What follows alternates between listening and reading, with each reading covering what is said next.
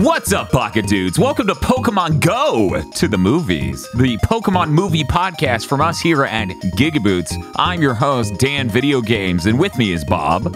Still better than live-action Sonic. Chris Wolfhard. Debatable. Dr. Aggro. Winnable debate. And Millennium Mike's very own, Shibuya Gato. Wait, we're debating this? Yes, welcome to our Pokemon Debate Club. Oh my god. I was just being hard on, actually it isn't. It's close. There were some points of despair earlier.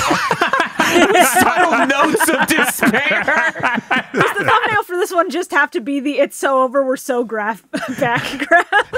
Is that what we're doing? And they're both just like Pikachu making either mildly cute or horrifying faces.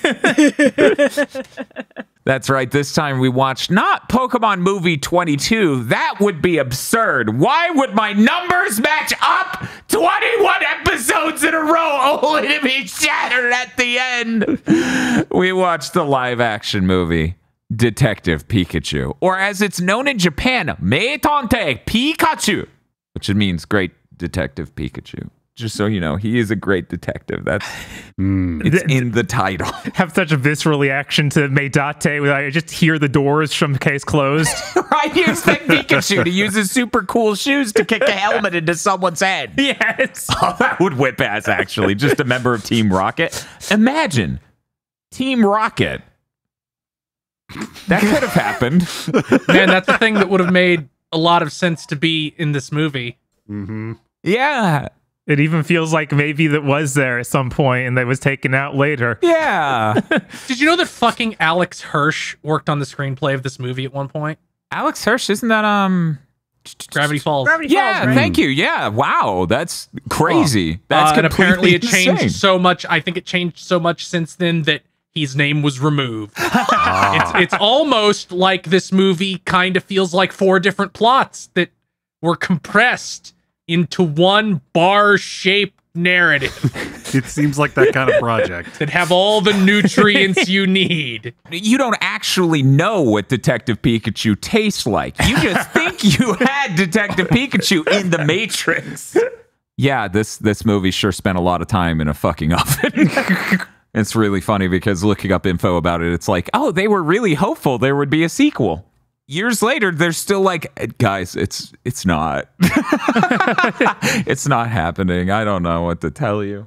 Yeah, they're insisting that they're still doing a fucking sequel to this. It's been 5 years ago. They better hurry before the main character's like 45. I don't know. No, wait until he's like 45. 1 second. We could do like the critic Home Alone joke where he's in his 20s and he just has an insanely deep voice when he screams.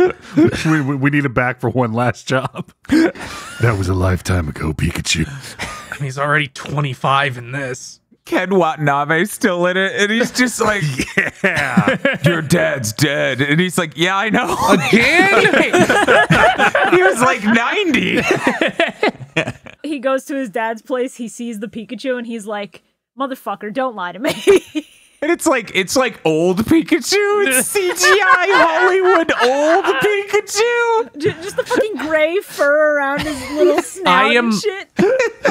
I am also surprised something like that wasn't in this movie. Like not Pikachu specifically, but I'm surprised there wasn't like an old Pokemon.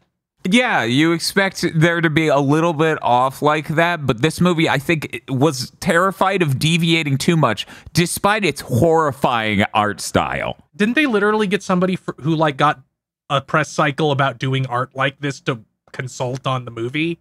Mm-hmm. Did I completely make that up? Weird. I remember hearing about that, but I don't know if it was confirmed. I watched... Yeah, they hired the guy who made like creepy, realistic Pokemon art. That's interesting. I probably heard that at the time, but much like the viewing experience, I went to the theater, viewed the movie, and then dumped all unnecessary information. Let's get to it. If you've never watched Pokemon Go to the movies before, man, this was a huge chunk into this episode. What we do is we summarize the plot of the movie real quick while making quips about things that happened, observations, etc., etc. Then we move on to the really important part, shilling our Patreon. And then after that, we move on to a somewhat important part where we talk about the movie in various axes of qualities and things, such as a bunch of segments that don't make any sense this time. Like a whimsy meter? Is Ash in a coma? Arceus ex machina? And yeah, that's where this is going to be an interesting episode. Yeah, like half our segments have been negated. But I think one of them is made so much stronger. Please be excited for the gun check. Yes. Anyway, let's get to it. We open on production title credits that are in an Asian stereotype font that would go on a takeout place. Yeah, it was so Yeah, weird. they have the fucking localized Yakuza boss font.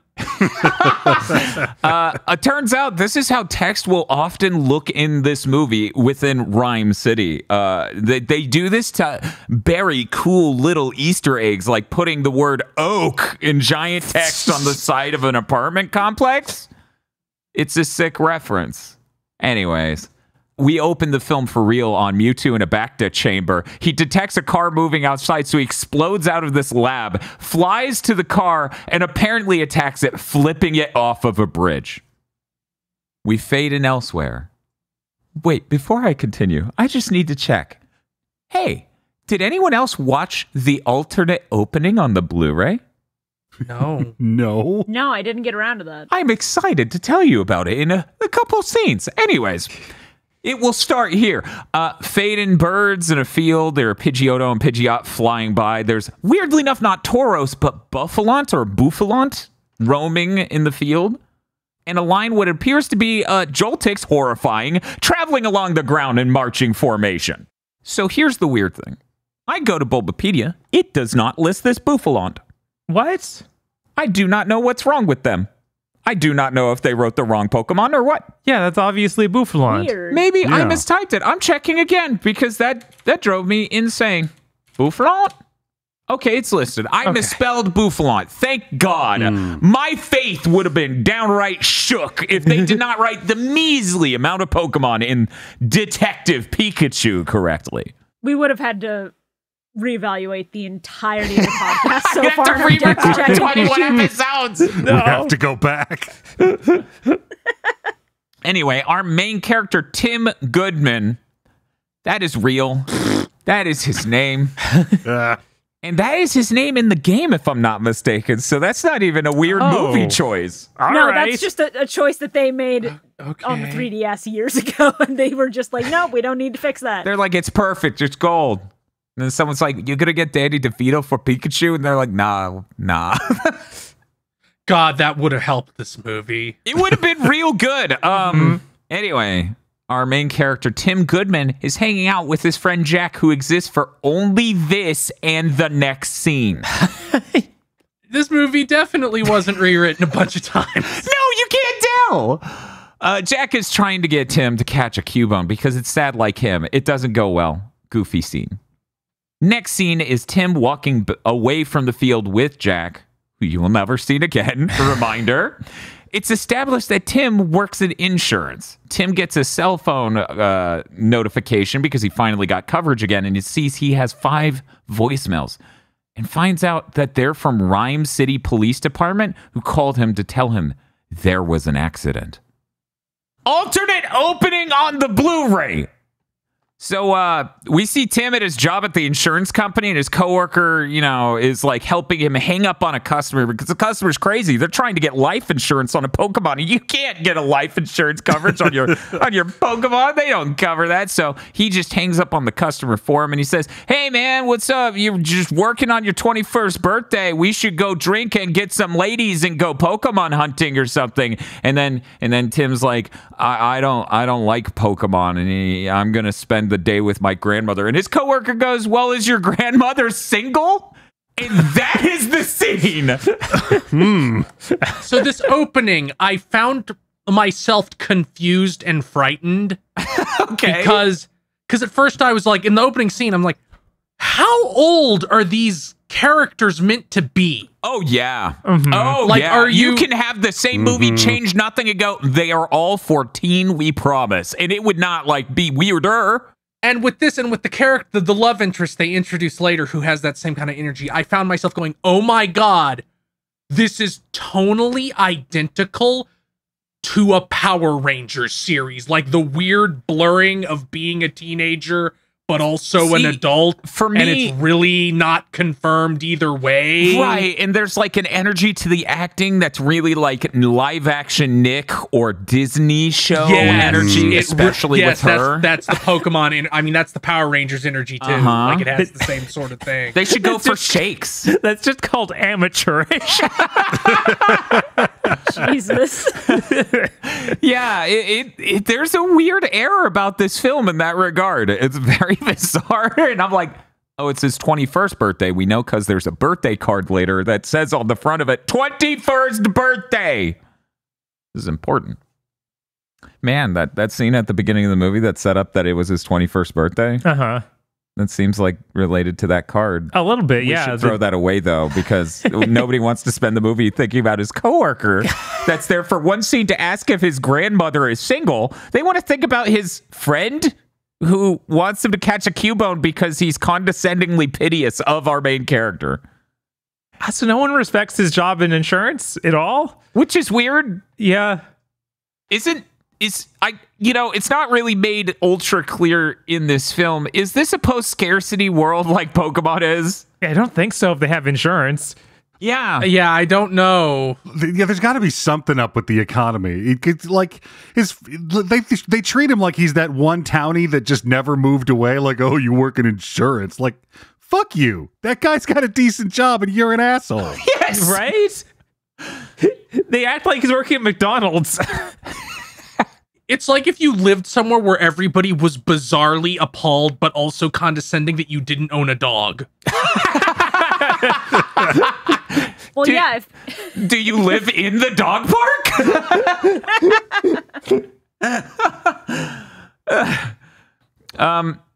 Okay, so anyways, Tim gets on the train to head to Rhyme City and watches an ad explaining the lore of this super city and its founder and billionaire, extraordinaire inventor, genius. This is like an animated Pokemon movie this movie will ever be. Yeah, it made me think of that movie where the Dioxyses would abduct everyone. I was like, please do that. I did very much enjoy all the city looking very neat. Mm-hmm. Many parts of this movie look cool. Yeah, and it has horror movie vibes really good, so if we did do like a sequel that was the Deoxys movie, that would be so fucking peak, man. It would. Of course there are horror movie vibes. Mr. Mime is here. Hyper-realistic textured Mr. Mime is here to make you deeply uncomfortable. Yes, that's his only purpose. Basically.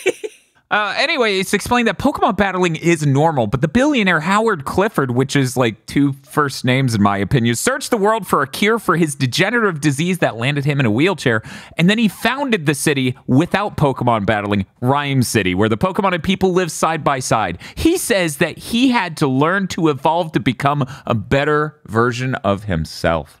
Tim enters the city. There are references to things in Pokemon on billboards like Pokepuffs. There are Pokemon all over the streets. They're everywhere. They mostly come in two types, though. Slimy or furry versions of a Pokemon. That should be neither of those. Yeah, it feels like they draw at random, which they're going to do. Yeah. Like the Snorlax is furry. I'm like, no. It's like, shouldn't that be like a seal skin? No. I think Snorlax should be like a short hair. Yeah, Snorlax could be furry, but like a short-haired dog is what I'm thinking. Right, he needs a haircut. He's got like... He needs to have like the texture of a cat, a short-haired cat. Yeah, this is where, like, in their defense, a lot of these are 90s anime creature designs and are just sort of a shape instead of a texture. Tim makes his way to the door of the police department where there's a Golurk standing guard. It's pretty cool. Also, on his way there, a TV was showing the fire department works with Squirtles to put out fires. Hooray! Just like the anime. I remember that. That's awesome. I'm gonna make that quote from Aggro just a button I can hit. Ken Watanabe, playing a character called Detective Yoshida, greets Tim and talks to him about his father. He has a pit snubble. It's very funny. What's up? This is he's also called Detective Pikachu, right? He's also called Detective Inspector Pikachu. No, I'm sorry. Pikachu's his middle name. He prefers not to be called that. That's very rude, actually. Tim was interested as a child in being a Pokemon trainer, but that never worked out, he informs Yoshida. He also tells him that he is nothing like his father. Yoshida's very sad, and he tells him his father thought about him every day he worked, and that Tim meant the world to him. He hands Tim the keys to his father's house, and Tim heads over there. This whole scene's made awkward by the main character not being able to act. Yeah, that's not the only scene. At the apartment complex, which says Oak in the font from the intro title card. I know what that is.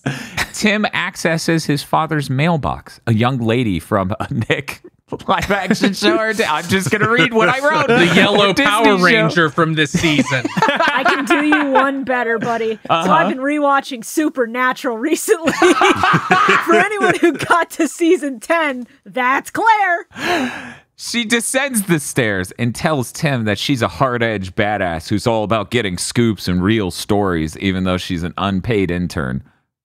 She says she knows something is wrong and she's investigating because she works at C&M as an unpaid intern. She asks how Tim knows Harry Goodman. Tim just basically storms off. Inside his father's apartment, Tim finds the TV on and is playing old detective movies. He sees numerous awards on the wall that his father won, and on the desk there's a newspaper talking about more remains of ancient Mew unearthed at Rhyme City dig site. So this movie's just like, there are chunks of Mew in the ground and we're digging them up. It's a little different from the first animated film. A little bit. Just a little. On the newspaper, he finds a vial of purple fluid, which he aims at his face and starts fucking with, so it sprays him in the face with purple gas. He freaks out, opens the window, and the gas flies out the window, floating upward and infecting some Apom with some sort of purple electricity rabid energy. Tim goes into a room, and thus begins the movie's propensity for flashbacks. He finds a 21st birthday card from his father who wanted Tim to stay with him in the city. Tim flashes back to his distant past where he told his grandmother he didn't want to go live with his father. He then goes into a different room that looks like his childhood bedroom, and he flashes back to his grandmother explaining that his mom couldn't make it to his big important day because she had to go see the doctor and it was really important. Then he sees his father arrive home, cry, never show his face, and embrace Tim's grandmother.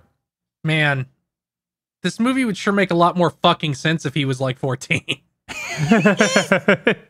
Like on every single level.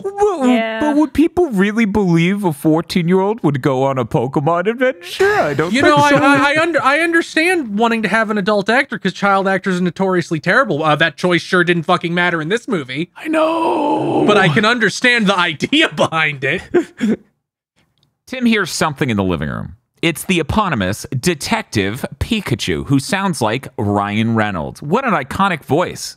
If I was used to hearing Ryan Reynolds in my day-to-day life at any point in my life, I think I would recognize his voice immediately. How about you, Bob? Probably not. I'd probably just forget about it. Okay. You know, God. I think I hate Ryan Reynolds. Bold move right before Deadpool comes out. Like I think I just never want to see him in a film ever again. But Deadpool and Wolverine just came out. Yeah, are you going to come see it with us? Come on, man. No. Then we can buy the butt controllers with the butts on them. Get some novel popcorn bucket, I assume. Because this really made me think, like, you know, Free Guy was terrible, but obviously I can't hold that against him. And then I thought back to the other Ryan Reynolds movies I've seen, like Green Lantern. Think I of don't know, the, Green Lantern's funny bad. yeah, think of the And good times. Like, R.I.P.D. no, think of the good times like X-Men Wolverine Origins. And I'm like, maybe just don't like him. Just Well, the only way to really know for sure, Chris, is we're going to have to review on a podcast Two Guys, a Girl, and a Pizza Place. how about Red Notice? These are not equivalent. Yeah, right. Isn't that one of those fake Netflix movies? Yeah, it's one of those movies that 700 million people saw, but nobody in human history has ever seen. Anyway, Pikachu threatens to shock Tim if he doesn't put down the stapler he's wielding like a gun. Tim freaks out that Pikachu is talking, thinks he's losing his mind, and then one of the rabid Apoms jump in the window and starts attacking him. Pikachu attempts to fend off the Apom with a knife, but Tim tells him not to do that. So then he throws a fruit at it, it eats it, calms down. Part of me went, is that a specific berry? Can it cure confusion? I need to look this up. And then I didn't, which is probably for the best. For the record, the lowest point I had watching this movie was when he was threatening with the stapler. I was like, somehow, once again, Dan has tricked me into watching a live-action Sonic movie. Yeah, this, It does move up from this point, but this was where the floor was, where I'm like, oh, this is gonna be rough. It's too similar to a live-action Sonic movie, in my opinion. It's like jarring because when you watch other video game movies, they don't seem as Sonic movie adjacent. This is truly the buddy. They hold hands together in hell. Like there's something weird where these two are so similar in spirit that it's very weird and off-putting. Anyway, the Apoms leap in the window and start attacking. They freak out and run. They start running up the building. They try to make it out the top on the rooftop. Tim's holding the door shut, but they eventually get too strong. Pikachu's like, I'm going to call for help, even though people can't understand me, and I already had a line about that. I'm going to call for help. So he starts calling for help from the rooftop, and Tim's being attacked by the Apom, and eventually they grab his belt. And he goes, oh, God, and takes off his belt so they can take it and he can keep running. And then his pants start falling down. And then he escapes the top of the building by jumping in what is called a trash chute. Cool. Down on the back alley, Pikachu goes, oh, they appear to have calmed down. Because so that way we can establish they have calmed down. There are many ADR plot lines like this. It's real chock full of it. And the camera pans up slightly to show they have, in fact, calmed down. Tim has no pants, however, and is screaming, warning people about the rabid Apom that were attacking him, and then behind him, they're just playing around in his pants. He gets his pants back from them, puts it on, and starts asking people if they can understand, like, can you hear Pikachu? And the lady's like, haha, yeah, Pika Pika, oh, so adorable. He freaks out that they can't understand Ryan Reynolds, and he goes, oh, God, they can't hear them. It must have been something I stuck on my nose. And then they go, ooh, and walk away. Pikachu explains no one else can hear him, and Tim continues to freak out. Pikachu says it was destiny that they met and asks why Tim was at Harry's apartment.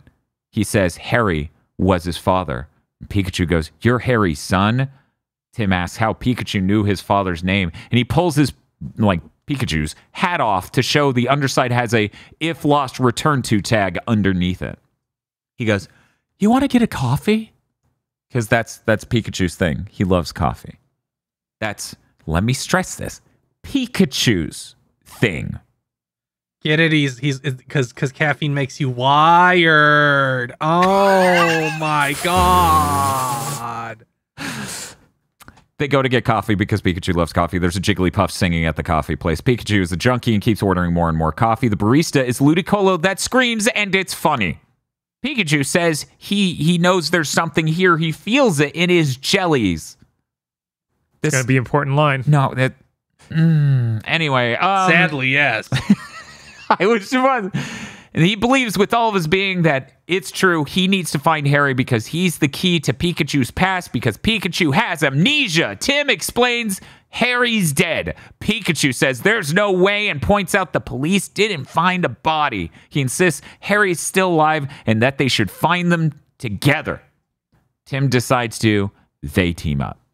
Pikachu's at the kid bedroom again. There's a back and forth about how this is made to look like Tim's childhood bedroom and his mother's dead. Next morning, Tim is going to take Pikachu to Detective or Inspector Yoshida. We cut to the next morning. Pikachu has strewn out a ton of papers on the ground, like, you know the scene. The detective's figuring it out. There are pages everywhere. And Tim just goes, oh, what is happening? This is a mess. Oh, it's a fire hazard. These are good jokes. And then stops freaking out for 1 second to immediately see a newspaper and go, oh, C&M, that's like the lady I met. Oh, we should go talk to her about all of this. We cut to, at C&M, a broadcast that's a promo for a parade, because that's what the newspaper mentioned, featuring the founder and his son, Roger. Tim walks up onto the set while they're filming this. He could just get there. Yeah, he just does that somehow. The ad ends, and Roger immediately starts giving him shit over the lines in the commercial, wherein he promoted himself as a visionary icon, was savior of the world taken, and Howard's like, your men wrote it. Your people wrote it. I didn't write that. And then he starts rolling away in his wheelchair. To help him move away in his wheelchair, a Ditto nearby transforms into a human horrifyingly. That is fucking...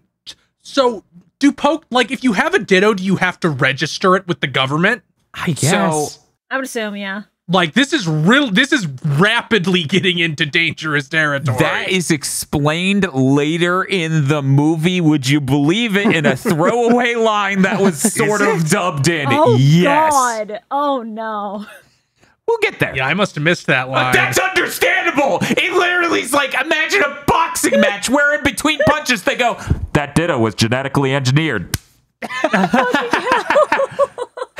That's literally how abrupt and slight it is. Anyways, Roger yells at his father, oh, and by the way, no one likes your Pokemon in what is a completely egregious use of ADR. Come on, movie. Lucy, the lady from earlier, walks up to Roger, tells him she has a story about Pokemon randomly attacking people. He says, you need to get a source, then it will be news. By the way, another tip, get a reasonable sense of fashion. This was a legitimate concern for someone who owns a newspaper thing. Why did he have to be an asshole? Sir, this is sexual harassment? Like, very, very clearly. Tim talks to her afterwards. He's like, oh, that was rough. Pikachu's drinking coffee. And she says, oh, you found yourself a Pokemon partner. It's a thing. That's a thing in this movie. Everyone has a Pokemon partner. It was weird that he didn't for 10 seconds while living in this town.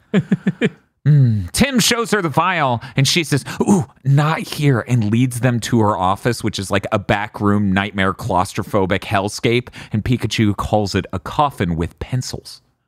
She has a Psyduck with her, and Pikachu says, you didn't tell me she has a Psyduck. Psyducks can explode when they're upset.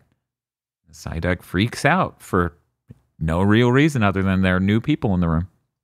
Lucy finally finds what she's looking for in this office, and it's a bag full of vials. She says she found it out at the docks. She says it's not somewhere you want to be alone at night. Tim says he's good at being alone at night. It's awkward. Pikachu makes fun of him. Down near the docks, Pikachu... What's up? The scene then ends for some reason. Down near the docks, Pikachu rides on Tim's shoulder and farts on him because the coffee upset Pikachu's shoulder or tummy. That's okay. It was a silent fart. We just wrote a line where Ryan Reynolds is like, oh, Pikachu farts in this scene. There's a Mr. Mime down there, and they realize, hey, wait a second. We can do a funny interrogation scene with Mr. Mime. And they do. I didn't summarize it. It just goes. Feel free to make your comments, co-hosts. I don't like his leathery shoulders. It looks like basketballs. It does. I saw this movie in theaters, and one of the most visceral memories from that experience was, why do they make him like fully leather skin texture? Yeah, that's a good question. Fucked up. I hate it. Not basketballs, gym dodgeballs. Oh. He walks and his little feet make the squeaking noises. Like Mr. Mimes are generally displayed to have like a lack of emotion. They're sort of checked out most of the time until they get angry. This thing being so active and animated was really off-putting. Like you can't make a weird psychic wizard and then have it be this up. Honestly, Mr. Mime, the Mr. Mime part was my favorite part of the movie. Understandable. One of my favorites as well. I do enjoy it. Yeah. Like the movie for some fucking reason, and the entire movie should have had this energy. Major botch that didn't. Like we transitioned into Who Framed Roger Rabbit for like 10 minutes. Yeah. And that helped a lot. It actually had a scene was just trying to be funny without just mocking things in the room. Or ADRing every joke in. Yes. A shame the Mr. Mime scene was in like every other trailer. Yeah. They knew the good part. They did. Yeah, but it would have been nice to be flashbanged by this. They discovered that the source of the R gas is the roundhouse. So they go to the roundhouse, which has a bunch of symbols on it, but none of them say roundhouse or a cool reference to Pokemon that I can point at the screen and yell, I get it! I don't know what's up with that. They still use the weird Asian stereotype font, which I used to know the name of, but I don't anymore. I think it's something like literally like called wontons or something like that. Yeah. It's like wonton or something. Anyways, it turns out the roundhouse has underground Pokemon fights. They're above ground, though. It seemed really easy to find out they're doing. You just walk in the door. A creepy lady inside of the illegal boxing area, the illegal fight ring, is wearing pink gloves and shades and watches Tim from the other side of the room. She texts someone that they have arrived. Somebody at the event who wears no shirt but has a jacket on, this will be 3 different jokes from Ryan Reynolds, recognizes Pikachu as the one who almost wrecked his Charizard and damaged his coat. He calls this his place and demands a rematch in exchange for the info they want. This guy's got a tattoo of a Charizard on his chest. It's kind of great. It is pretty Charizard great. fans are just like this, yeah. The only way it could have been better if it was on his back and we just did the fucking Hannibal Lecter Red Dragon moment where he like takes off the jacket. Yeah, that is the Yakuza moment. Well, considering the guy who's going to play Kiryu in the Amazon series literally is red at the start of this movie, it would have been prophetic if we had just had the Yakuza where he rips off the jacket, giant Charizard tattoo, and then he eats shit. That would have been good. As they set up for the battle, the dude in the coat sprays Charizard with the R, which he has a shitload of in his jacket. Pikachu starts freaking out and wants out of the fight immediately. He said he was going to like ad-lib this together and just do whatever he wanted, but now he's absolutely terrified. The battle begins. Charizard's obviously very, very scary because the CGI in this movie is very, very scary. And also, he's freaking out. Pikachu's like, okay, I'm going to do an attack. Here I go. And it just looks like he's going to poop. He's just straining himself and has a weird posture, and he doesn't remember any of his attacks. He says he forgot how to do his attacks. Charizard starts beating the crap out of Pikachu, so Tim gets inside the ring and stomps on Charizard's tail, and Charizard starts absolutely freaking out, running around and screaming, and his trainer enters the ring and ends up getting knocked cold on his ass by the Charizard, which crushes all of the R in his jacket, which starts to fill the room with R, and all of the Pokemon freak out, causing stampedes, and Loudred start blaring really, really low-quality dubstep. In the middle of this stampede that somehow kills absolutely no one and thins out really fast so that way Tim and Jacket Man can have a conversation in the middle of the ring that was 2 cuts ago full of Pokemon freaking out. Tim tries to get info out of Jacket Man, and Jacket Man says all he knows is that the R comes from the doctor. Jacket Man runs off. Charizard is still freaking out. Pikachu's like, hey, what's up? We got this this Magikarp that fell out of its fish tank. Watch this. And he lifts it up and throws it. And he expected it to evolve into Gyarados, and that doesn't happen at first. And he's like, well, that didn't go as expected. And then it does evolve into Gyarados because it's angry in it. Floods the whole building, washing Tim and Charizard out onto the street. And Tim is immediately arrested. Well, the next thing needs to happen.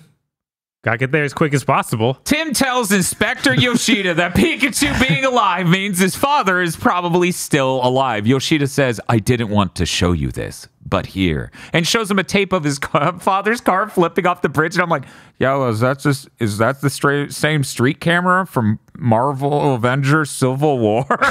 Is Bucky gonna show up after this? Oh god, it kind of is. Sir, that car just, like, there was an explosion under it and it got flipped over. You don't think it's weird you didn't find a body? Nope. Because the car does a little explosion that you don't see in this cut. You don't understand. the Pokemon universe is a lot like Soul Society. If someone dies, their entire body and clothing disappear, not just their body. Oh. So what you're saying now is that Pikachu is very con-coded in this movie. Oh no. Could you imagine Pikachu with Cone's voice? Oh my god. Quentin Flynn Pikachu would actually be the worst thing. I might like that more than Ryan Reynolds, if I'm being brutally honest. Tim is sad outside with Pikachu. He says, I wish I had moved to the city with my dad because I didn't think he cared. Pikachu says that he's sure if his dad was here right now, he'd be damn proud of his son. Tim vows to solve the mystery of who did this to Pikachu because remember, Pikachu still has amnesia. A car pulls up. The pink hair and gloved lady steps out and waves them towards the vehicle. They then emerge from an elevator inside of the CNM building and enter the room of Howard Clifford. Pikachu makes a joke about the lady being a total blabbermouth. Howard's Eevee evolves into a Flareon on his desk, and Howard says, imagine being able to evolve into the best version of yourself, and I fail to see how that's relevant to Flareon, but okay. No, he's right. He should keep saying this.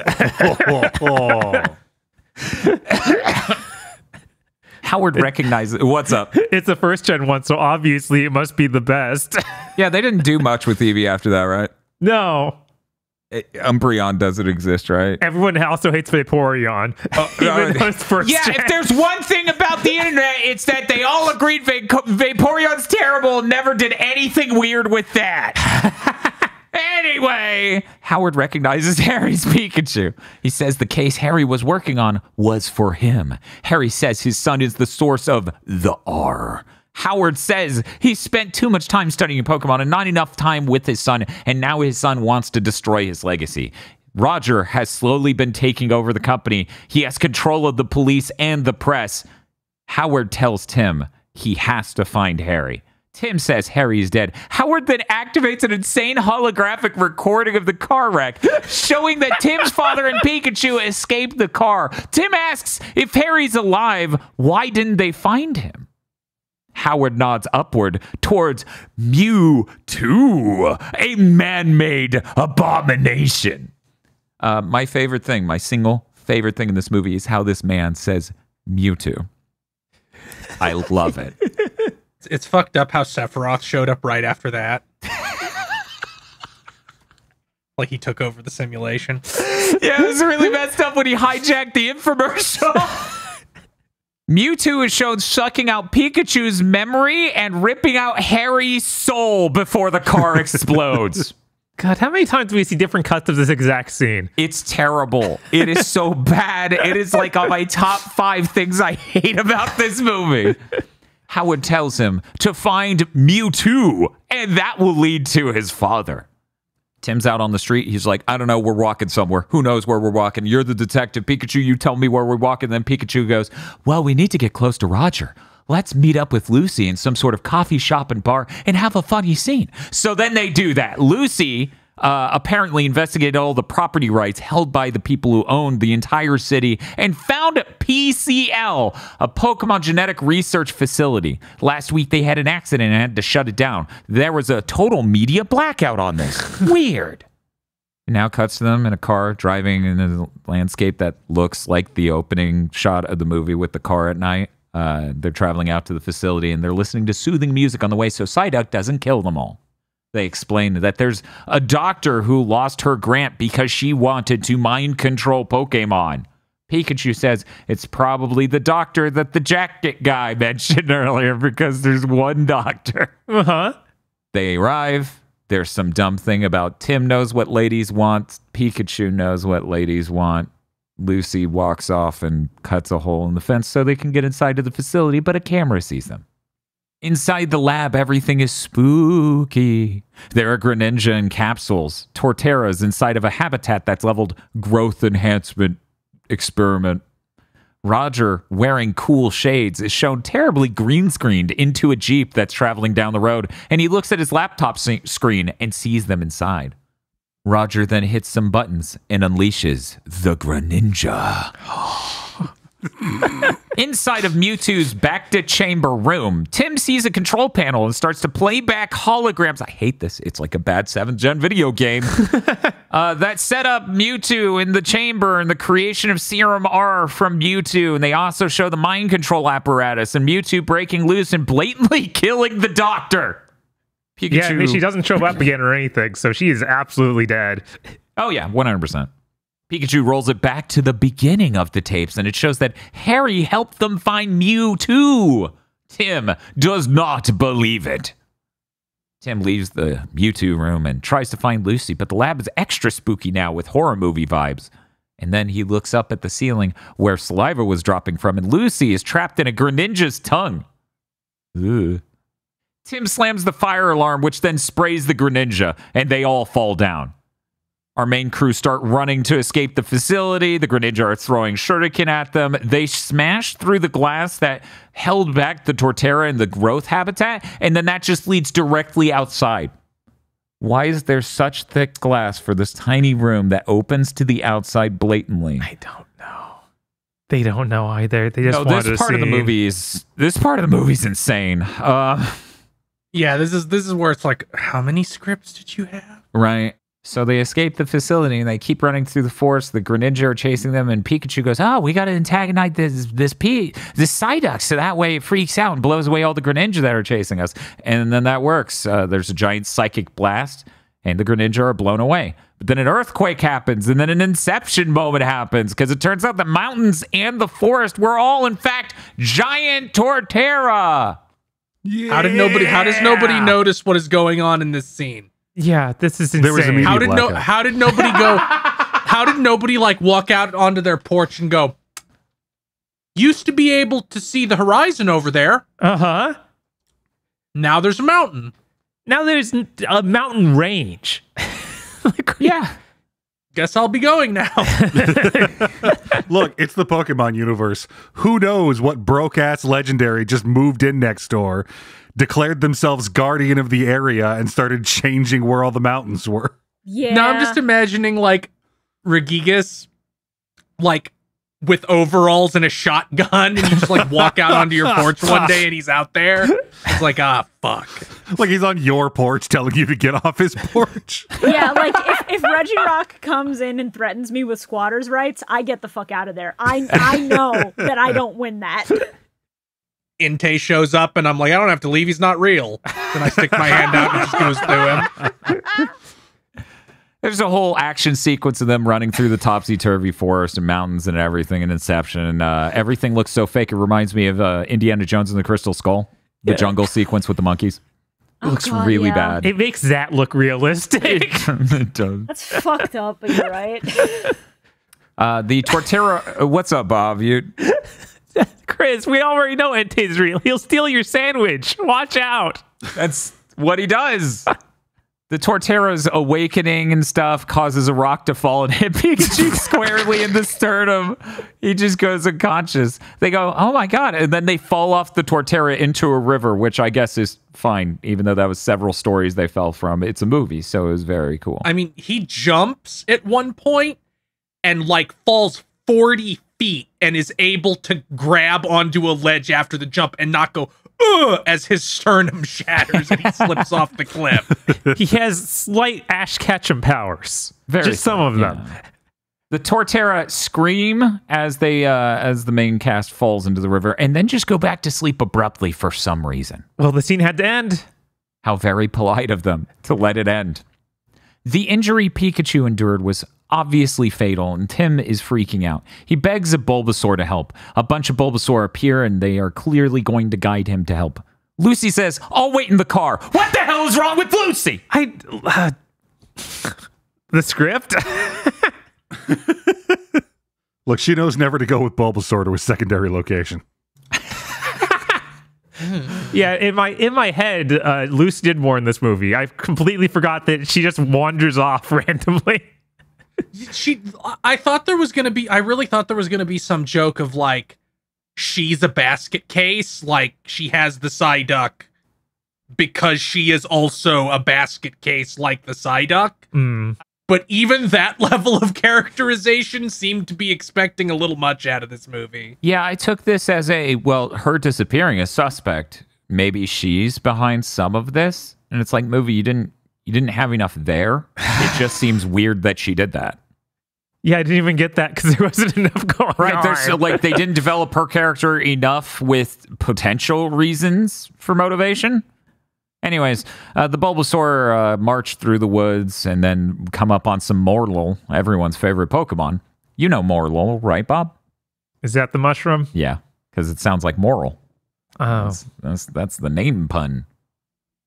And it lulls you to sleep, presumably. Anyways, they lead Tim and the unconscious Pikachu, dead, to a rock pedestal in a ravine. Tim lowers Pikachu onto it, and Mewtwo appears. Now, up until this moment, there were problems with the movie. Basically, any scene with a hologram. But this is where it truly goes deranged. Mewtwo heals Pikachu. I haven't really concentrated on Mewtwo's moveset since first gen. Does he have a heal other Pokemon in double battles sort of move? Is that a thing? Because I know he has recover, but that's for him. Well, he's God now, so he'll just fucking do whatever. I also assume his move is amnesia, so he gives Pikachu amnesia. And I'm like, that's not what the... Close enough. Mewtwo says, "You brought the sun to me as agreed." Tim is confused as hell, so Mewtwo shows him an ambiguous vision. Pikachu shocking something at the lab to let Mewtwo loose. He shows him the night of the wreck and is telling him where Mewtwo tells Pikachu that humanity is evil. Pokemon, and then it gets cut off by Roger, who has detained Pikachu with drones that are shocking the shit out of him, and walks with his cool ass shades over to a truck where they load the Pikachu into the back of it. Sorry, the fucking Mewtwo. Yeah, I was like, what is this? You changed which line I was reading. It was bad.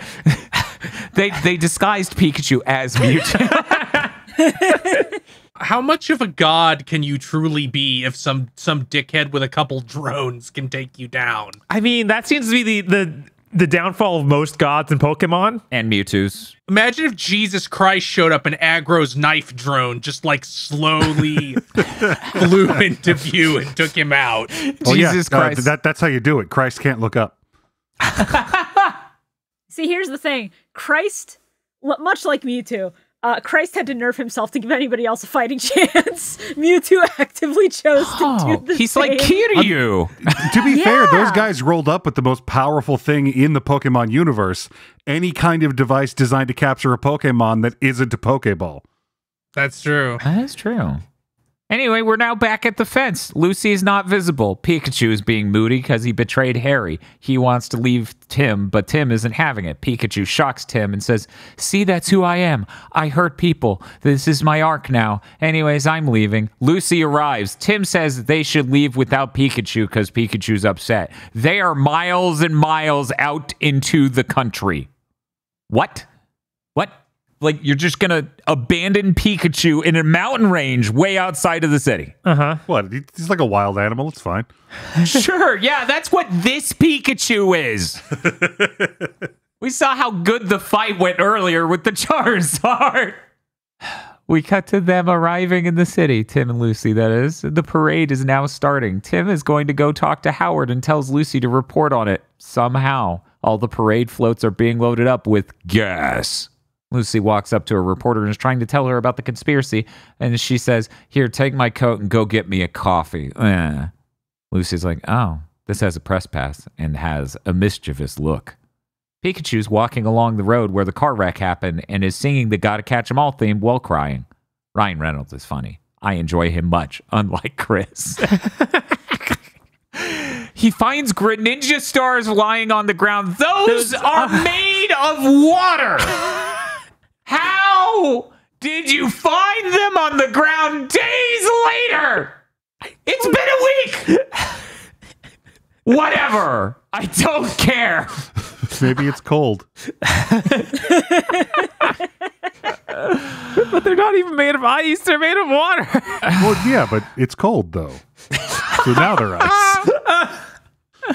Anyway, he finds the Greninja stars, which totally show that it wasn't Mewtwo, and he has a vision of the Greninjas attacking and Mewtwo trying to defend them from the Greninjas. He imagines all of this and hears the voice of Howard in his head, and then he realizes Tim is in danger. So he has to get to the city. Tim runs in on Howard, who has the mind control device on it, and Mewtwo pops up out of the floor in a containment chamber. Howard takes over Mewtwo's body with the mind control device. Tim realizes that Mewtwo didn't cause the crash, and Howard, inside of Mewtwo, explained the movie's plot.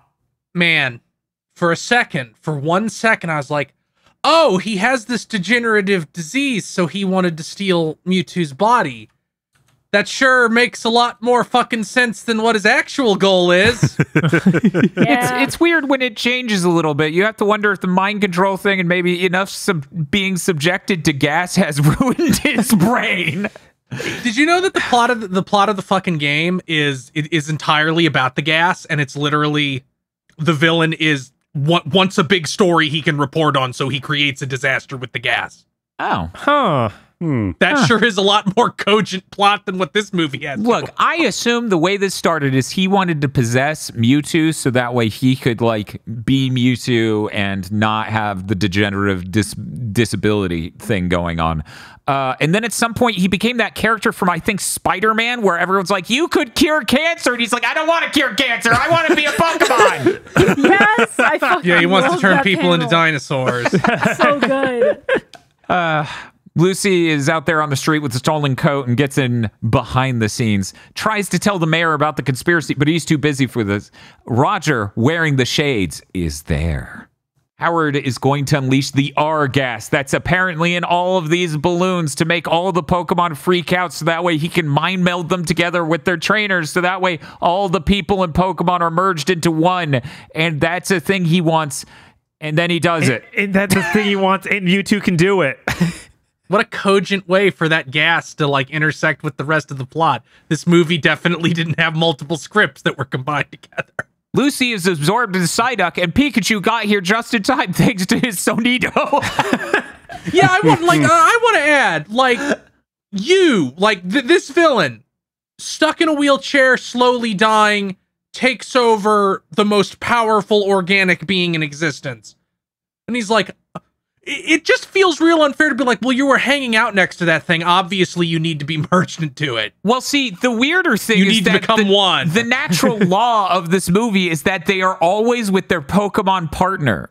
So Lucy deserves to be in Psyduck because she tolerates Psyduck. That's what the movie's logic is. Because Yoshida later fuses with this Snubbull. Uh-huh. Maybe I just think they look cool, you dick.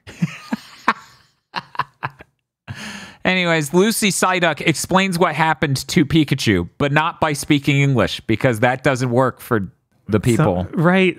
You have to be related, I guess? Oops, spoilers. Yeah, they'll never actually explain it. Pikachu even all throughout the movie complains about how hard it is to walk anywhere because his legs are so small. Yeah, he says it's 1,000 steps for him and 1 for yeah, he gets here Tim. instantly. Yeah, Sonito. We don't see Pikachu. Well, actually, we do see Pikachu twice run on all fours, but you think we could have gotten one shot of him starting to run at least, so that way it wouldn't be completely bizarre. Anyway, Pikachu climbs up onto a blimp to have a cool fight with Mewtwo, and he remembers how to do his moves. It's Pokemon Floats, the thing they took from us. Yeah, what the fuck? I hope in the Switch 2 version of Ultimate they bring it back. That would whip They so should much ass. they should not only bring it back, they should have Pokefloats 2 with different balloons. Yes, They really should. Yeah, so Pikachu and Mewtwo fight across the city on building tops and on the floats. It's a whole thing. Inside Howard's office, Tim comes to and sees them fighting outside. He finds Roger tied up in a closet with his mouth taped up. He undoes the tape and Roger goes, "Look behind you!" And across the room is Howard with the shades, who then changes into the lady and then takes off the shades and is Ditto. This moment in theaters was so funny as I heard almost everyone go, "Ugh." Yeah. Yeah, the implication came down. Jesus. Like, the question is not, does he fuck that Ditto? Isn't it the villain's Ditto? I don't think he can. Yeah, it's the villain's Ditto. The question is the Ditto in human form when he does it? God damn it! We're moving on. The And Ditto does he changes. have post Mewtwo body plans? No! This movie could have been elevated a lot if they had Hugo Weaving play the Ditto. Shit, you're right. Oh, that would have been good. God. Never have him talk. Yeah, just do the neck crick thing that he does. And the smirk. Yes. Oh, wait, he says one thing. He only says, he looks down at Tim when he's hanging off the ledge as the Cubone, and he goes, only human. The Ditto changes into a Loudred and yells at Tim, knocking him across the room. Then the Ditto changes into Lucy, and Tim has to go, just because you changed into this lady I'm interested in because this movie's that type of film, I'm not afraid to punch you. And then he gets the shit punched and kicked out of him. Man, if a Ditto like changed into the girl I like to try to intimidate me, I'd beat the shit out I know, of it. right? I'm like, that's a body snatcher. I'm an adult. Like, this doesn't work on me. I'm going to hit you with this pipe. Right. It then changes into Machamp and punches Tim straight in the sternum. Tim should be dead. Instead, Tim slides across the room and then hangs off of a broken window ledge, and he's holding on to it, and Ditto changes into Cubone and starts bonking his hands with the bone to make him fall. It's a very funny moment. At the fight, Pikachu remembers that Tim said his best move is Volt Tackle, so he Volt Tackles Mewtwo. Cubone continues to whack Tim's hand, but Roger comes up from behind and knocks the Cubone out of the fucking building. In this scene, you need to understand this happens in like maybe 2.5 seconds at most. Tim is helped up by Roger, goes, what was the deal with that Ditto? And Roger goes, that Ditto was genetically experimented on. Is that what he calls it? That's awesome. God damn it. The Ditto flies back as a Braviary. Cool. And changes forms to wildly attack Tim until he gasses it down with the R gas and it can no longer hold a form and just melts a bit. Wouldn't that make it whatever? Howard Mewtwo grabs Pikachu, and Pikachu reveals that he wasn't trying to win. He was just being a distraction. Mewtwo looks over. Tim is pulling a mind control device off of Howard, and he goes, no! And then he loses control of Mewtwo. Man, it's a good thing for this villain that it's a kid's movie, because I would have been like, wheelchair out the window. Yeah, right? Tim's like, oh my god, thank you for saving Pikachu from the fatal fall he would have had if you didn't stop him right above the street level. Well, can you undo what's been done? And Mewtwo says, I'll undo what I did. And then he smiles creepily, and then he undoes what he did, and all the Pokemon and people separate again. What a weird power. Howard gets rolled away by the police. Roger blames himself for not being there for his father. This is a good joke. He then recognizes Lucy as the one with the lead on the story, and he says she's going to do an in-depth report tonight on primetime and end it with, Roger Clifford pledges to undo all the harm his father caused by starting first and foremost with the Pokemon he experimented on. Mewtwo descends abruptly because he wasn't in these scenes, and then goes, there's one last thing I must fix. The father you have been looking for has been with you all along, in a real fucking the stars above moment. He flashes back to the car crash and finishes it by saying, finishes what he was saying of like, the people are evil, but you have shown me that not all humans are bad. Harry Goodman, your Pikachu offers its body to save your mind. There is a son. With the son's return, I can repair the father. Your memory will be gone, but your heart will know who you are. I take this body so that you might live. Return with the son. This is verbatim. Yeah, that made no sense. How does his son being there going to make him able to revive? After we gather the Father, the Son, and the Holy Ghost, we can do this. Where did he put him this whole time? Don't worry about that. Bill's PC. Holy shit. We fade to white or whatever. And at the train station the next day, Harry's approached by his father, Ryan Reynolds. Man, if my father sounded like Ryan Reynolds and I only got like 9, maybe 14, I don't know, years with him, I still would recognize a Pikachu sounding like my father, Ryan Reynolds. Just seeing Ryan Reynolds show up as the dad was so jarring to me, and was with the moment that my anti-Ryan Reynolds agenda truly set in, because I was just like, no, like, I'm sorry, Ryan Reynolds. It is completely impossible for me to ever buy any scene with emotional gravitas that has you in it. And yet, I'm sorry. And yet he deals with the emotional scenes in this, I think, in his flesh form acting better than any other actor in it. It's not hard. Yeah, like I think he acts fairly well, and I appreciate acknowledging Ryan Reynolds is really old and could have a kid who's 21. Like, Oh God, yeah. other media would not do. Other films have not done that. Bob, you don't know that. You haven't seen Deadpool and Wolverine. Hey, that actually reminds me of the single best theater going experience I've had, and the reason I can never hate Ryan Reynolds. So I watched this movie opening weekend, and I had multiple friend groups that wanted to see it. So we went to a showing on like a Thursday at 3:30 p.m. at a local theater. Mm-hmm. And so it was the 4 of us, and it was like 5 other kids who were all the way in the back of the theater. Everyone's just chilling out, enjoying the movie. We get to this end part where Ryan Reynolds himself walks up, and the high schoolers in the back of the theater, because it's like 9 or 10 of us in this fucking small theater total, just shout, "Oh my God, yes, Daddy!" And it was the funniest shit. You have to understand. Those kids mean that I could never hate this movie, because I always have that in the back of my mind. Oh my God. My theater was mostly one kid who was like scared by every new horrifying Pokemon design. And really sad when Pikachu was sad a couple times. Anyways, Harry hands Tim a ticket to the train and says, "See ya," and hugs him. It's very sad. Tim starts to walk away, but he turns back and says, "Do you think I can stay with you for a while?" Harry agrees and lets him. Tim asks, "Do you want to get a coffee?" To which Harry says, "It's the weirdest thing. That's all I've been thinking about is coffee. It is an infection from the Pikachu. He was not a coffee junkie before." Right? That's great. Pikachu got That's him funny. addicted to coffee. I assume it was a side effect of shoving an entire second personality into that brain.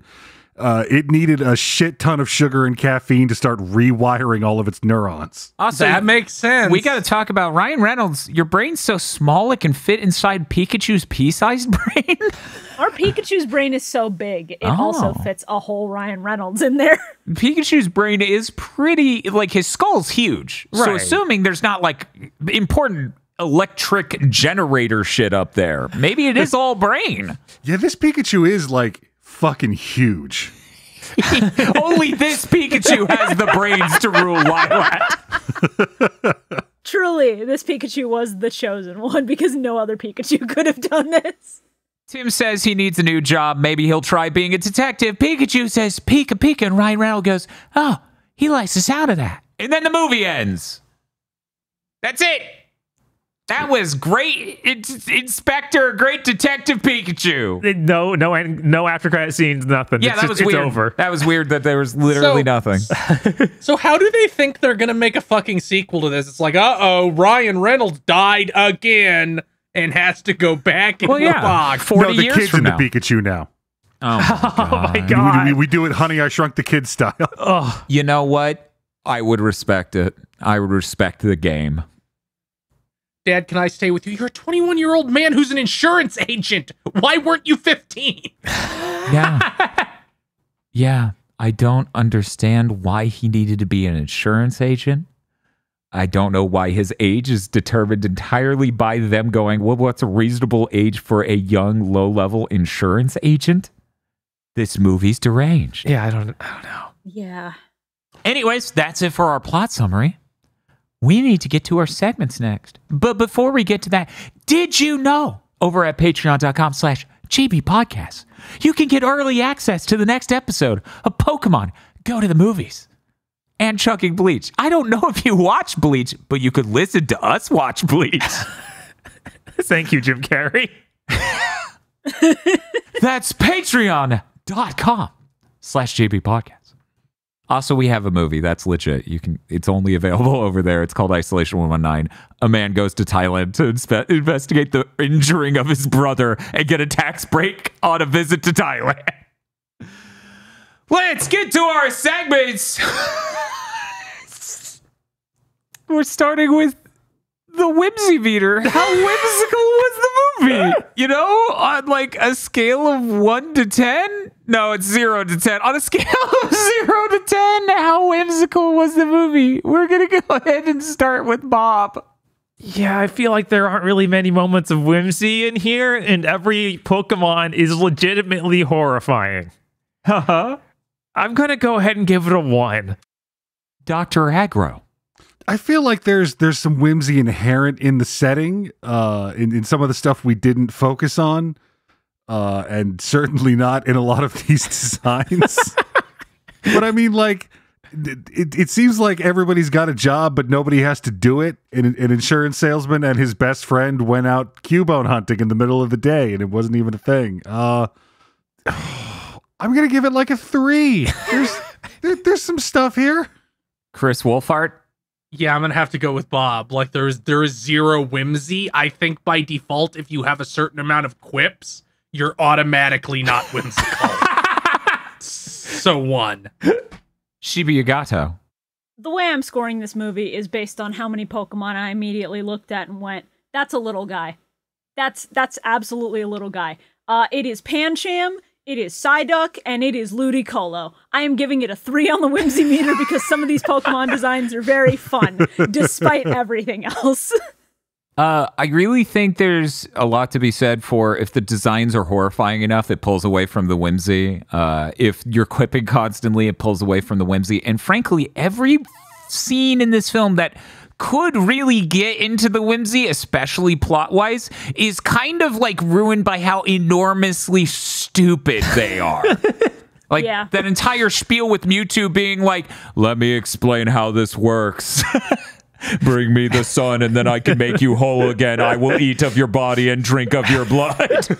There's a lot of scenes like that in this movie where like a character just sits down and explains all their personal struggles. Like, remember fucking Allegory?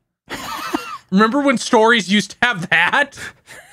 I wonder if this could be because of the constant rewrite. Maybe. Surely that didn't affect anything. Nah. I normally use the 1 to 10 part of the scale. I'm giving it a 0. I really can't register whimsy when you have Ryan Reynolds still going, wow, that just happened. And then Mewtwo going, bring me the sun so the Holy Trinity can be complete.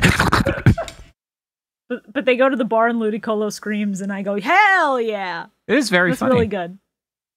I think that's just worth remembering in the middle of all this. It is worth holding on to. Like, you know, Inception, you hold on to the thing to let yourself know whether or not you're in the dream. That's me and Ludicolo screaming at the coffee place. The next segment is the Dex check.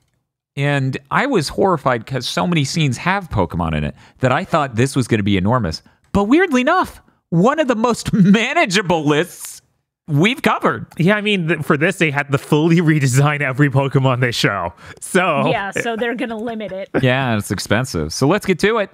We got Pikachu, parentheses, Detective Pikachu. Psyduck, Snubble, Ditto, Eevee, Flareon, Charizard, Greninja, Charmander, Dodrio, Bouffalant, Flabébé, Venusaur, Audino, Comfey, Pidgeotto, Braviary, Squirtle, Rufflet, Pancham, Jigglypuff, Emolga, Joltik, Bulbasaur, Molol, Aipom, Mr. Mime, Lickitung, Growlithe, Ludicolo, Golurk, Arcanine, Magnemite, Kingler, Slaking, Snorlax, Machamp, Pangoro, Pidgeot, Loudred, Blastoise, Haunter, Gengar, Magikarp, Gyarados, Cubone, Riolu, Rattata, Trico, Octillery, Mewtwo, Purloin, Sneasel, Torterra, Doduo, Graveler, Togepi, and Totodile. That is it. But we got to rate this on a scale of 1 to 10. How good is the Dex check this time? And we get to start with Dr. Aggro. This movie in particular is difficult because on the one hand, they're just starting off on a bad foot. This is an uphill fight for them. They've got to redesign and CG up every single one of these guys. And every time a new one comes on screen, I'm like, hey, look, it's that thing. And then you've got a 50-50 whether you go, or So, honestly, between the picks they made and how they were used and what they were used in, I can't really... I'm going to have to give it like a 6, and it got that high because there were giant Torteras. And the more Tortera you have by volume in any product is better. Aggro, did you read my notes? You stole my text check segment. Chris, what do you think? Yeah, it was held back by being so limited. I don't think, like, I expected them to jack off Gen 1 way harder than they did. Like, they did it a little bit, but not nearly as much as I expected. I was afraid going in, as like, will there be a single non-Gen 1 Pokemon in this? But there was, so I guess I'll give it a 5. It was okay. It wasn't great, but it wasn't bad either. Shibuya. Yeah, going into this, I also fully expected this to just be, you know, hey, Gen 1ers, here's a movie with all the Gen 1 Pokemon you love, but they're 3D now. That's what you've wanted, right? Ignore the games that have been out for like 10 years at this point. And I vividly remember going into the theater and like thinking to myself, what do you mean Pancham is here? What do you mean Golurk is here? What do you mean Morlul of all things is here? Right? What the fuck? The variety is interesting because a lot of these are kind of just blink and you miss it. But like the use of the Torterra and the Greninja and specific Mons that are just not from Gen 1 are interesting, and I do like that they try to get creative with how they implement them. Also, fuck yeah, Flareon, 6 out of 10. A coward would change his score and his reason, but I will do neither. Yeah, they have a great representation of many regions, and that's really, really cool. I, too, thought it was going to be Gen 1 centric and not have basically anything else, but instead you get Pokemon from all the way up until 7th gen, and that's really cool. But the single most important thing is that Torterra's in this movie, and he's really big. Maybe too big? No. Okay. All right. No, Just actually, throwing that out there. if there's going to be a big screen. They gotta fill it up with big Torterra. if there's going to be a reason a plot hole's created by Torterra, it better be because he's fucking huge. Bigger. Do you think that they like found a way to reverse that growth, or did they have to euthanize the Torterra and plow dirt over it? I'm sure Mewtwo can undo that as well. I'm sure Mewtwo handled it. Well, it's okay. Just put it in Bill's PC. Oh, that's cool. They can just live forever in some sort of horrible undeath. Bob, what is your dex check? Yeah, that does have a surprising amount of Pokemon, like from different gens, but it's not that many total, and that doesn't feel like that many are utilized super well. Also, what they did to Gengar isn't okay. And what they did to a lot of these is not okay. No, you didn't like that Gengar? I did not. It Thought felt it was like neat. It was weird. If there's a Pokemon that needs to be fucking weird and unsettling, Gengar's kind of it because he's a nightmare. he is, but I feel like they didn't emphasize the things I wanted out of Gengar. Right, they made him a Ghastly. Yeah, but this is a fucking agenda-filled movie without fat Pikachu. Why the hell would I expect a perfect Gengar representation in a fucking movie where Ryan Reynolds isn't playing a morbidly obese Pikachu? Pikachu wasn't waddling in all the scenes. 0 out of 10. Tim has to roll Pikachu in between locations. Yeah, I'm just gonna have to sit with a 4. It's not great. Okay. Our next segment, Chris gets to start the gun check. Could this movie have been better, more quickly, or more easily solved with a gun? This is a yes/no category. Chris? Yes. Like, you could have solved it all easily. Like, the villain's just a guy. You don't even have to be very good at aiming. He can't move very fast. No, it's very solvable. And then we would have gotten a cool scene where he tries to blow away the bodyguard, and she does like the T-1000 thing. Oh, that would have been good. That could have been really good. Next up is Shibuya. Shibuya? Absolutely. Are you kidding me? Like, there's two separate points I can think of. If Ryan Reynolds was carrying when he broke into that lab, we could have possibly avoided the entire movie. And then if Tim was carrying when he approached Bill Nye in the fucking chair, we could have avoided the entire end of the movie. He's like, I'm sort of British Mewtwo, and then he just gets riddled with gunfire, and he's like, Tim, you shot the mastermind. He's like, he was the mastermind? I just assumed he was evil because he sounds British and is a billionaire. Right? Like it's Bill Nighy. I rolled the dice. There's a reason at the beginning of the segment I copied the word yes in our spreadsheet. This is incredibly solvable with the gun. I don't like the thought of they're trying to get away from the lab. The Greninjas are attacking. Harry hands Pikachu a gun. That's even better. I don't remember how to use my powers. Click. I'm out of PP, but I ain't out of options. You know, people assume the reason he wears the hat is because he's a cute little detective. No, it's so he can concealed carry. Oh, could you imagine? He has like one of those under your pants guns, but it's under his fucking hat. He's got two little Derringers, and then, of course, the main character has a Glock. Howard's like, you shot me.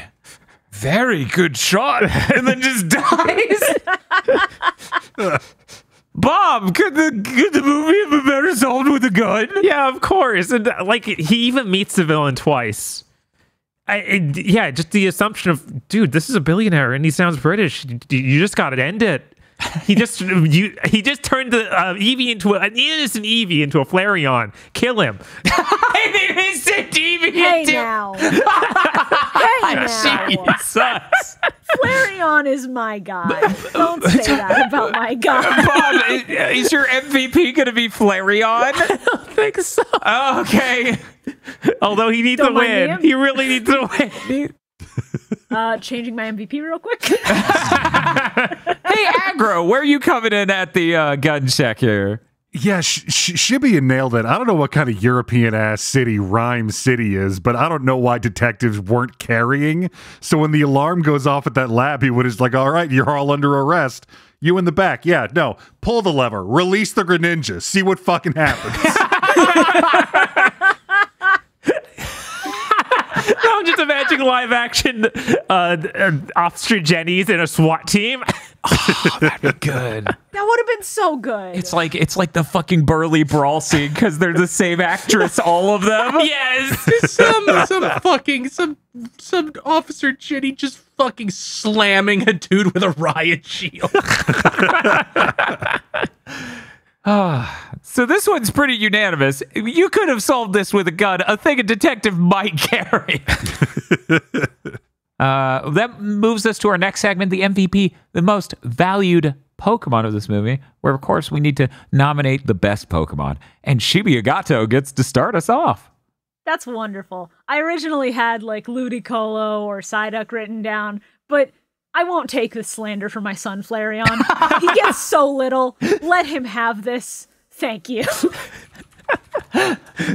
I just think it's a little suspect to describe Flareon as the best form of Eevee. I just think that's a huge overstep on Howard's part, and he should go to prison for that, if nothing else. Aggro, I'm sorry. I really am. Torterra. Like, he's so big. It's true. He's the biggest and bestest. It's okay. There's several of them. Is Aggro going to give it to the background? The one on the left. Okay, entering it now. Right, Torterra. Bob, who is your MVP? Left Torterra. I will stab you.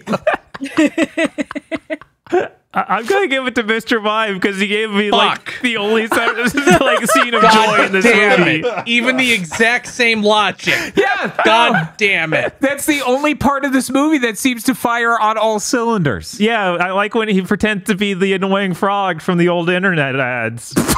Crazy frog? Yeah, the crazy frog. I don't know. I like your name more. Old annoying frog.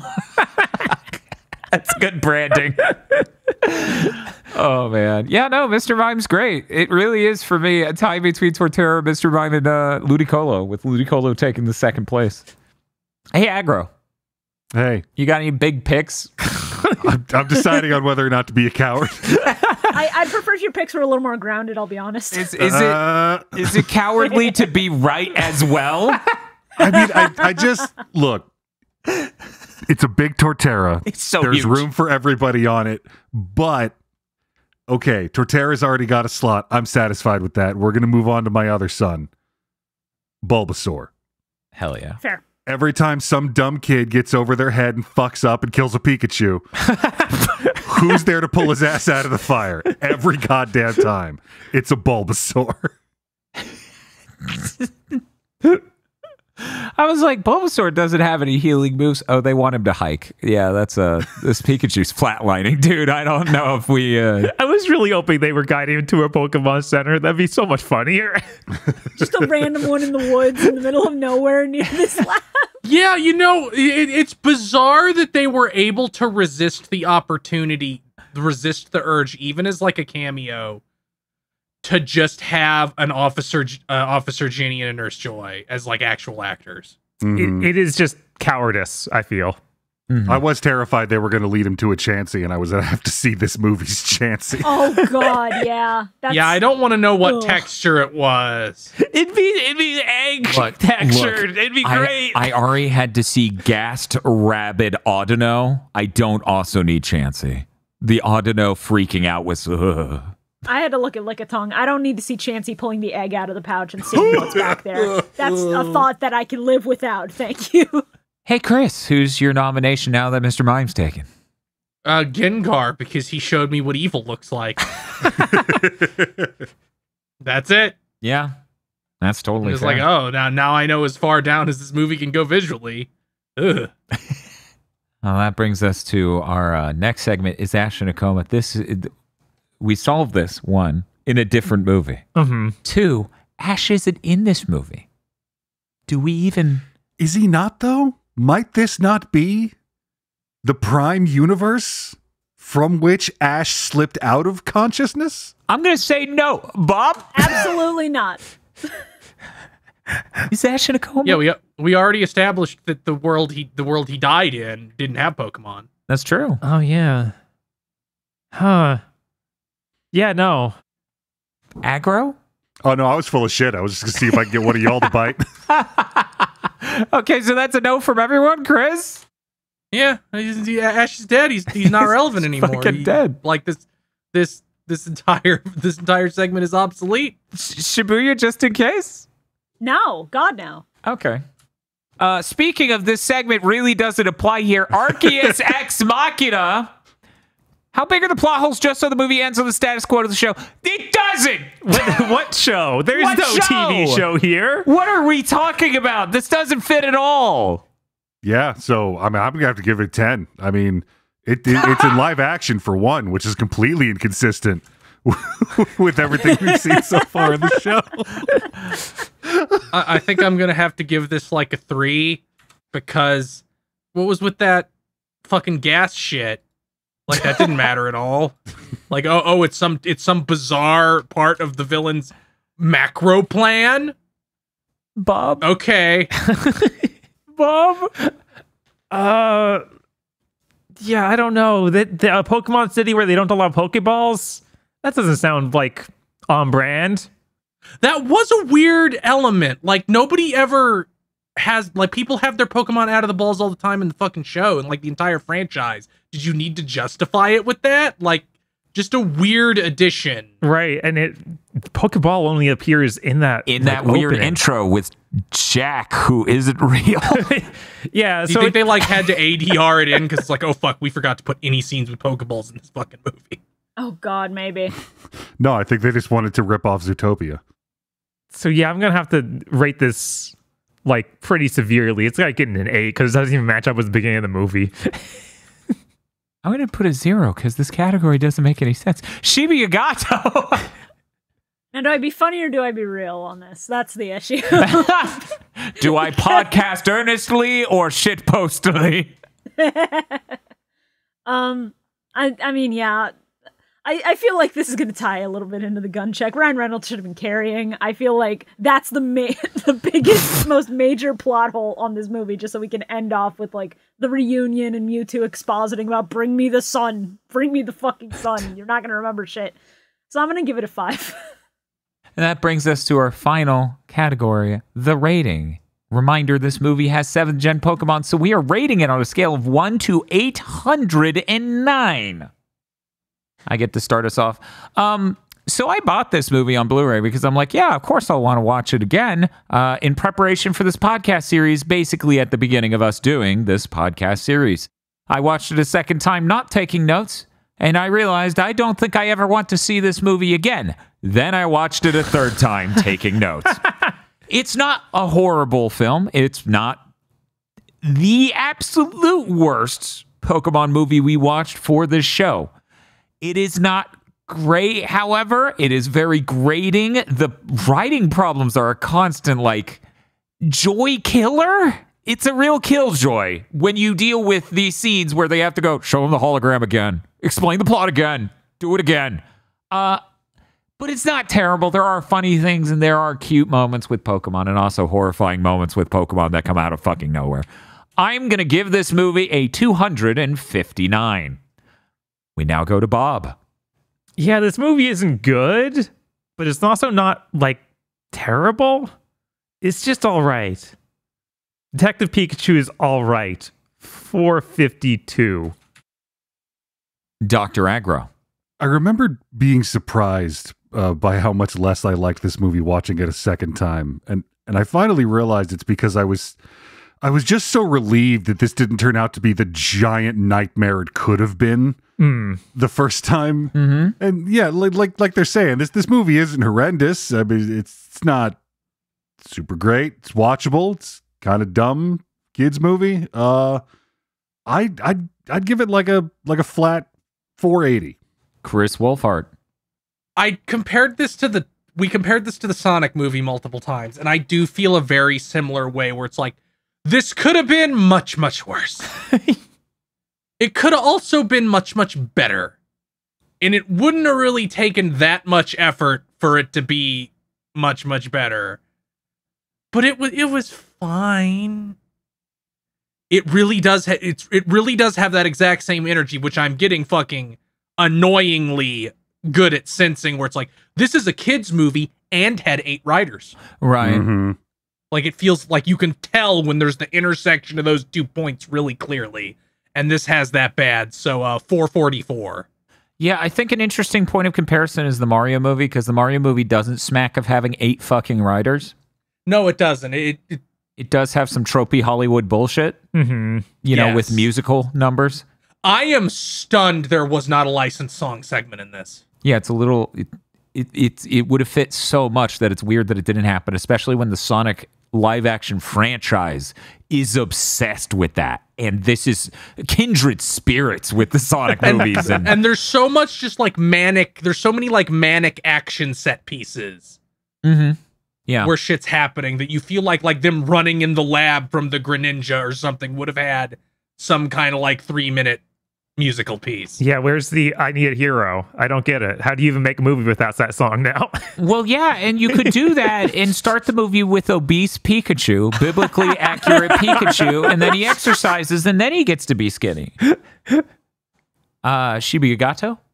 Yeah, so it's funny coming back to this one after having done Power of Us, because I remember vividly saying during Power of Us that, like, that's my favorite movie featuring Pokemon. And seeing the two next to each other really reminds me that Detective Pikachu is a decent video game movie. Like, I specifically have to put it in that box because, Yeah. I'm judging a lot of these Pokemon movies based on Pokemon movie standards. By real movie standards, most of these are shit. And Detective Pikachu, I think, is relatively inoffensive in that regard because it could have been so much worse. And I remember going to the theater and being pleasantly surprised. Rewatches, it's held up fine. Yes, it's a mess, but like, it's a goofy popcorn flick mess. Like, this is one of those perfect movies where, like, if cable was still huge, I would be channel surfing on a Sunday at like 2 p.m. I'd land on this and I'd go, okay, I could sit down and watch this for the next hour. Like, it's a perfectly serviceable film for that. Mentioning Power of Us, it is weird how this movie, I feel like this movie had like no Pokemon partner joy in it whatsoever. Like, the only character actually with one is the love interest, and it's just my neurotic Psyduck needs music or he'll kill me. I mean, Yeah. it also has gas like that movie. I mean, shit, you're right. The gas is the narrative through line. But yeah, I still think this movie's fine. Not the best, not the worst. We've seen worse, and we will see worse with Mewtwo. I'm giving it a 6/30, personally. Oh, God, I forgot what was next. I think it's very charming that we get to see terrible CG Pokemon and then terrible CG Pokemon. Will the next one have Ken Watanabe petting a Snubble? No, No, the Aw. next one will not. I know. In fact, no movie will ever have that again because that sequel ain't happened. Now I want the Ken Watanabe Focus sequel. So do I. That would be good. I'm like trying to figure out what it is, and my brain was like, well, let's pull from other weird spin-offs of like popular IP things, and my brain just went, what about that X-Men movie where Wolverine goes to Japan? And we just do something like that. It's like Yoshida has to go back to Sinnoh? He's over in Kanto or something? That'd be so good. And then you see Oak, and then you go, what was with your name on the side of that building, man? You know, the Pokemon professor business is kind of difficult. Yeah, I had to get into real estate. It's fucked up. It's funny, Shibuya started doing the Oak voice, and I just hear the Pokemon Snap, boo, doo, doo, doo, doo, doo, doo, doo. Anyways, that's going to do it for this episode of Pokemon Go to the Movies. Don't forget, you can get your early access to the next episode over there for while supplies last. You don't have to Pokemon Go home to Pokemon Home, but you can't Pokemon Stay here or Pokemon Sleep out on the streets. So Pokemon center yourself. I'm going Pokemart. Anyone want anything? Pokepuff. Sick. Okay. Bob, I'm good. what if the R was just repel? Oh! I thought it was a reference to Team Rocket, but you might be right. I also thought it was a Team Rocket thing, but that would make a lot more sense. This is what repel looks like, except for it's doing the exact opposite. Right. And pissing them all off. It is not very good at its job. The executive producers for this GigaBoots video are Esme, Ely Broyles, Spaceman Spiff, Red Blaze 27, Brendan O'Sullivan, A Reminder for Symphony of War, Cooper Tank, Very Best Plot, Iconic Bane, and Rado. Thank you very much to our executive producers. And also these guys. If you want to become an executive producer or normal patron, head on over to patreon.com/gigaboots today.